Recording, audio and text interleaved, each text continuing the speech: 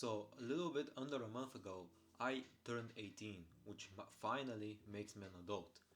And I've seen a lot of videos from people a similar age of mine that talk about one thing or one major tip that changed their life the second they turned 18. And that's a major problem that I have with a lot of self improvement videos, that they often act like one thing that they manage to somehow implement in their life instantly changed their whole life. And today I decided that I'm tired of this, honestly, and I wanted to give you all 18 tips, because 18 years old. I wanted to give you all 18 tips that I have tried implementing in my life that I believe if all of you try out, your life will majorly improve. And now, before we start, I want to mention that unlike other YouTubers who make similar content like this, I want to uh, let out the disclaimer and say that I have not perfected any of these skills, like at all. I'm just as struggling with them as you are. I don't want you to get the impression that I'm somehow some expert, perfectionist, or 100% accurate person, because I fail many, many times, sometimes multiple times a day. And just the fact that we are trying to get to something is more than enough. And honestly, I believe that if everybody tried to do these 18 things, we would honestly, society as a whole would improve. And yeah, that's pretty much what I wanted to say. And now I'm going to start off with my first thing, which my first thing is honestly the first. I haven't put this in order that much, but the first three I have ordered because I believe that number one is actually the most important. And to me, that is faith in Jesus Christ specifically. Some self-improvement YouTubers will try to be more inclusive or tolerant or whatever, and will tell you to put some faith in religion because it is better for your mental health or whatever. However, I would argue that most religions, especially the mainstream ones, I'm not sure about certain cults and sects that have like 5 members, but the mainstream religions, faith in Jesus Christ, specifically Christianity, and not some of the offshoots like Mormonism and Jehovah's Witnesses. Faith in Christianity is by far the best for a man or woman trying to improve their life, as it presents you with the most logical explanations of everything related to religion and theology, and it also gives you the most opportunities for growth and the best emotional and mental support that you could ever want. Something like Islam, I don't think provides that. I think Islam has its own problems that I'm probably not going to discuss right now. But honestly, if you put it to your heart to seek Jesus Christ, that is by far the most important thing that you will learn in this video. Now, my second tip that I have put in my top 3 is appearance.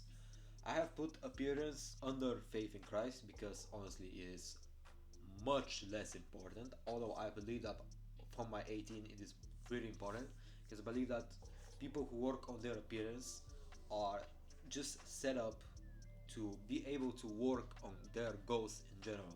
Because like working fixing your appearance, again, I'm not saying like I'm the finest man alive, but this fixing your appearance is one of the most basic starter goals that you can set up for yourself in order to establish the path that you're going to follow to reach harder and more important goals.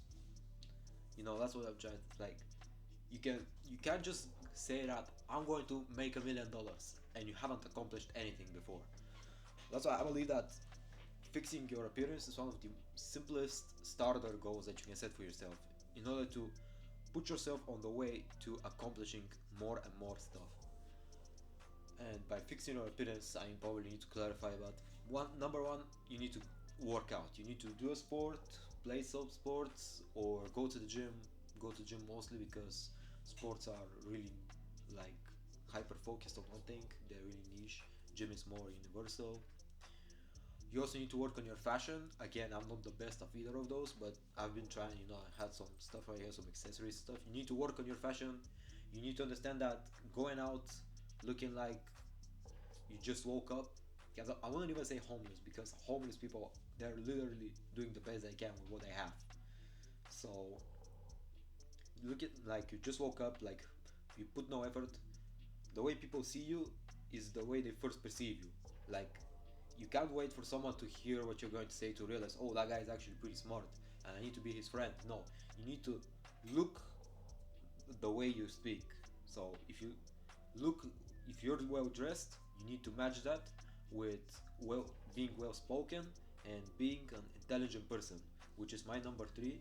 I believe that intelligence is the third most important thing, and these three, with faith in Christ at the top, are pretty much the most important things for one person to work on, and that will honestly help them have a better relationship with themselves and with the people around them. And the reason I put intelligence at third is I believe that having high intelligence honestly uh, mm, set you up for failure if you maintain that at number one, because it will boost you.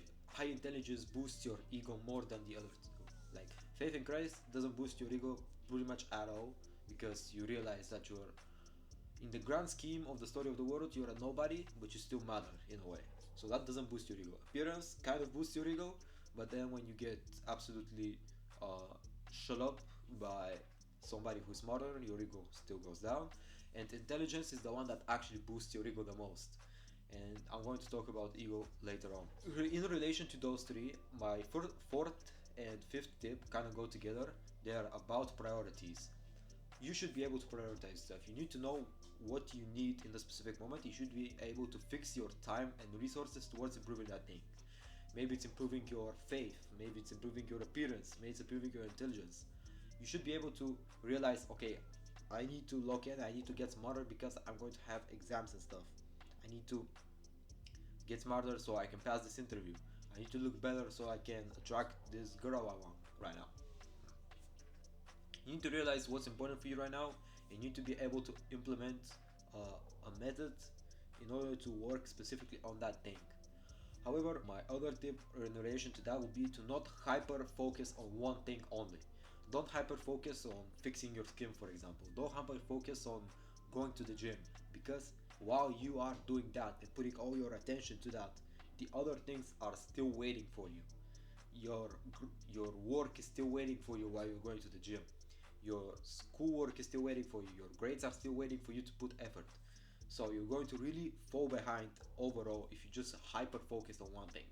So make sure to realize what you need to spend the most resources on and spend them on there. However, don't let the other things fall behind.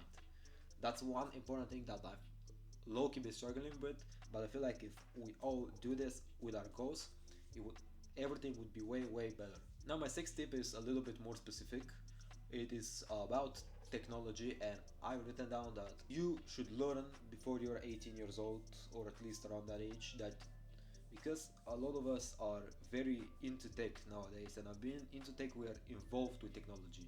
We use technology on the daily for long times of time.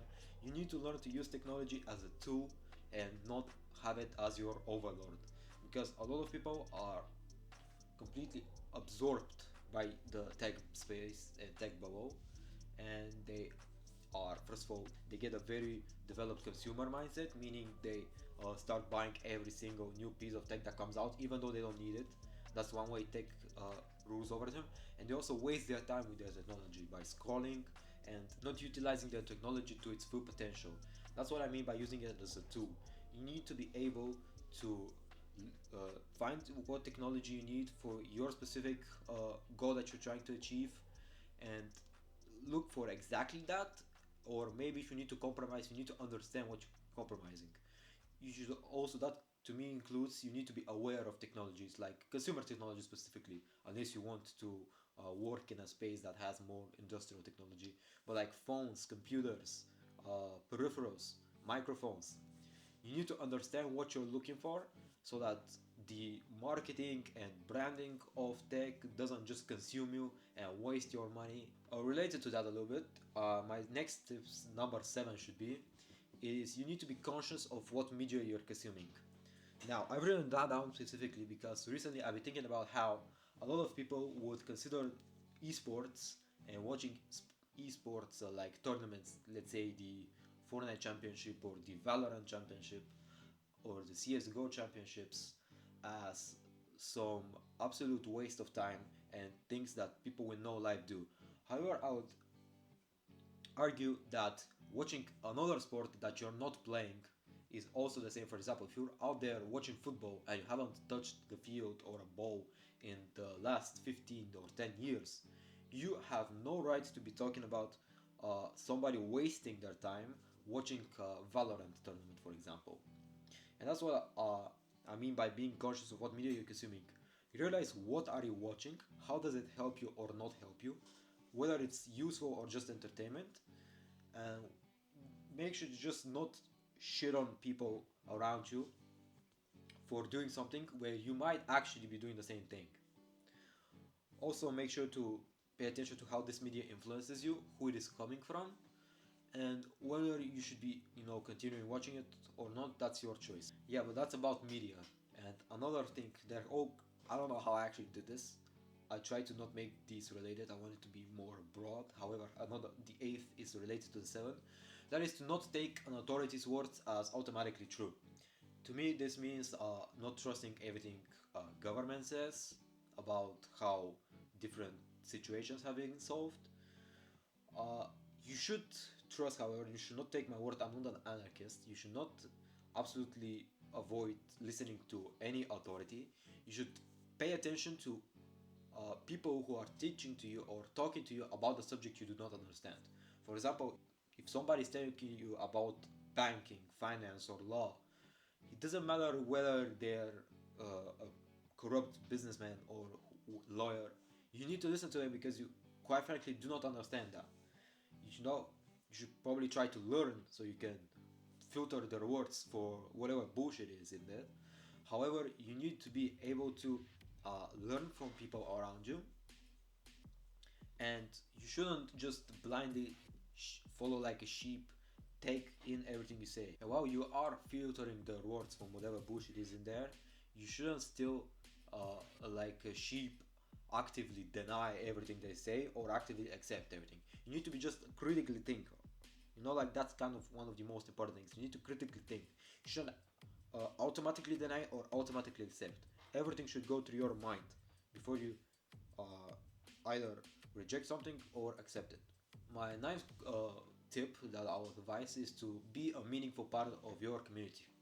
For me, sadly, I kind of realized this a little bit too late because I've avoided most of group-related projects in my school or community, or just community organized events. I have most of my life avoided those, and honestly, I kind of still do because I think most of them are a waste of time due to organization. However, if you have the opportunity and your community organizes well-made stuff, make sure to join that and be a meaningful part, because at the end of the day, we all want to be someone. However, if you never put yourself out there for others to be like that someone, you will never become that someone and the world changing person that you want to be. So make sure to be a meaningful part of your community. Make sure to have some knowledge that you can teach others, and make sure to have some skills that you can put to work with the people around you. My 10th tip is related to critical thinking again. You need to learn logic as a science. You need to understand logic and how it works, because from what I have experienced and what I have seen online as well, 99% of people have no idea how to argument themselves and how to explain an opinion they have and how to defend it. Most people argue like 5-year-olds, maximum 10-year-olds. They have no way of expressing themselves. They have no way of defending their beliefs. They have terrible reasoning for most of the choices they make, and that's a problem. And honestly, I don't like the mindset that having no arguments means the world is perfect. No. Truth and reason is found in argumentation and in discussions. So you need to learn how to actively partake in those, so you can actually make proper decisions and choices. So make sure to learn logic. Make sure to learn what is a good argument. Make sure to learn logical fallacies. All of those, I'm probably gonna make a more detailed video on that, but make sure to learn all of those, as it's going to be very important for you in your adult life, because you don't want to argue like a 10-year-old when you're 25. Number 11, related to my first three, or most of these actually, is to just kill your ego. One thing that I wish everybody in this world would understand is when you go out away out of your house into the street, you are 99% the worst person that is in that street at that time. People, although most people would say that they are depressed and they don't understand what's the value in their life, people still think too high of themselves a lot. And that's what I believe that faith really helps with. Faith really helps you to, when you apply your critical thinking, of course, to understand where exactly you are placed in the history of everything. And when you realize that, you realize you are worse, you're worse than 99% of the people around you. And you have no reason to make fun of them. Which one problem I have noticed a lot, at least that's in the people around me. Not online, not as much, but online you have access to people all over the world. The people around me, doesn't matter what age, from 10-year-olds to 55-year-olds. Everybody just thinks that you know, the person at the other side of the road, or the person in front of them in general, is just a complete dumbass. I often fall into the trap myself because killing your ego and your pride is absolutely one of the hardest thing, probably the hardest thing to ever do. And for that reason, I believe that still, although you might not be able to always be the most selfless that you can be, trying to kill your ego is 100% the best act that you can start off doing for this year and for the multiple years to come. You need to understand, it doesn't matter how old you are, your ego should be as low as humanly possible. Doesn't matter if you're 5, 15, 55, or 155. You have no reason to make fun of people around you, like zero reason. And continuing on that point, I would like to put my 12th question, my 12th tip, I'm sorry, as you need to be able to learn something from everyone around you. To understand, if you have killed your ego and just try to do so, you will find out that people know stuff about topics that you are not educated in way more than usual. If you just stop calling everybody as a dumbass, as a prick, or just an absolute NPC and bot, you realize that those people know stuff about you, about topics that you have no idea in, and you can actually learn from them. For example, uh, I know a lot of people who I wouldn't be friends with because I believe that they act inadequately in most situations. And while I still stand behind that, because being selective of the people around you is not a bad thing. However, most of those people know stuff about things such as coding or geography and stuff and sciences way more than me, and I respect them for that. Although I wouldn't actively be around them because of other qualities they have, I know that they are respectable and they deserve their honors for knowing stuff that I don't know. And I believe that with the people around you, you should always try to do the same. Now, there are people that you can practically learn nothing from, and you should probably separate yourselves. You should probably separate yourself from those people. However, that's alright. You should still try to learn something from everybody around you as much as possible. And I already said number 13, but that's just be selective of your friend group or the people around you. Just make sure to not be around people who do not help you improve your goals, or who do not provide you with proper advice or information, and you just do not match your vibe. For example, like I try to put my vibe, I try to speak of myself as someone who is able to be uh, jolly and have fun when it's appropriate, and also I like to say that I am able to be serious when it's also appropriate. And I like to have similar people of that mindset around me. I don't like people who just goof around all the time, and I don't like stoneheads who just are absolutely cold-hearted and have no idea of how to have fun, and all you know is work, hustle, and other crap. Yeah, so make sure to just select the people who match you and who will help you improve. Uh, my 14 tip for you, I have 5 more, so make sure to, if you want to write them down, I don't know, but My 14th tip is that you don't need to have everyone like you, approve of you, or your actions. People will hate. People hate. That's it. I hate sometimes. I try not to, but I still do. The people around me hate. The people I don't know hate. People hate. You don't need to have everyone like you. I, like I've heard this from many other people said multiple times, but I want to really emphasize that people don't need to approve of you or your actions. Sometimes you just need to do the right thing and just take the hate that comes from even the closest people around you who just say you're stupid for acting this way or you're silly for doing this one action. If it is the right action, make sure to do that because approval does not matter. It does not matter how many people approve of you in this world. People are people and they will have false opinions, but that doesn't matter. Now, I don't say that every piece of hate and disapproval is false.